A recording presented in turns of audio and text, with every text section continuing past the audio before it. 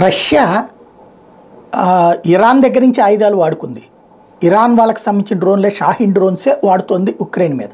అంటే దాని దగ్గర ఉన్న ఆయుధాలు తగ్గితేనే కదా అవి వాడేది. అలాగే ఇప్పుడు తాజాగా బయటపడినటువంటి మరొక అంశం ఏంటంటే, మొన్న భారీ ఎత్తున దాడికి పాల్పడింది కదా రష్యా చాలా రోజుల తర్వాత. అంటే 2 సంవత్సరాల తర్వాతన 2 ఏళ్ల క్రితం చేసినంతటి దాడి జరిగింది. ఆ దాడికి కారణమైనటువంటి విషయం ఏంటి అన్నటువంటిది లెక్క తేల్చారు.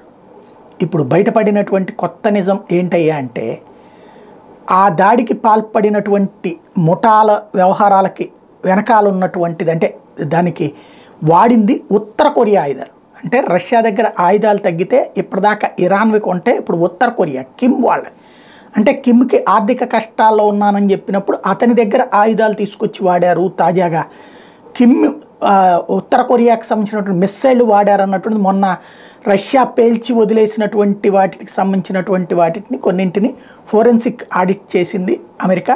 తద్వారా అమెరికా చెప్తోంది ఉత్తర కొరియాకి సంబంధించిన ఆయుధాలు వాడారని.